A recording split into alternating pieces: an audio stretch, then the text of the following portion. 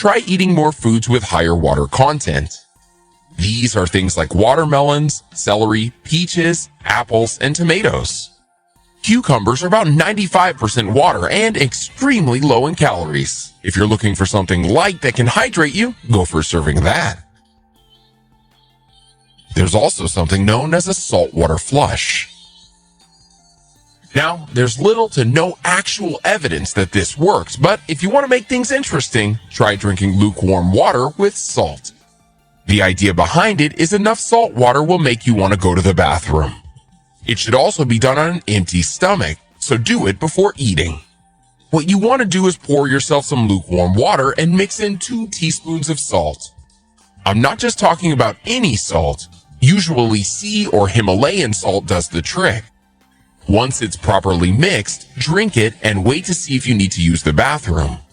This should be done in the morning and the evening. Like I said, there's not a lot of research to show that saltwater flushes work, so you may want to talk to a doctor before doing it.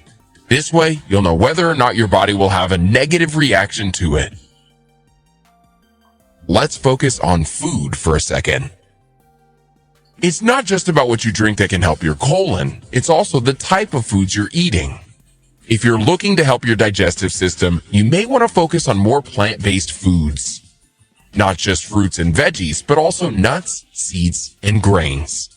I get it, not everybody's body can adapt to a plant-based diet. Well, you'll be happy to know that you can eat greens without going full vegan. Plant-based foods contain cellulose.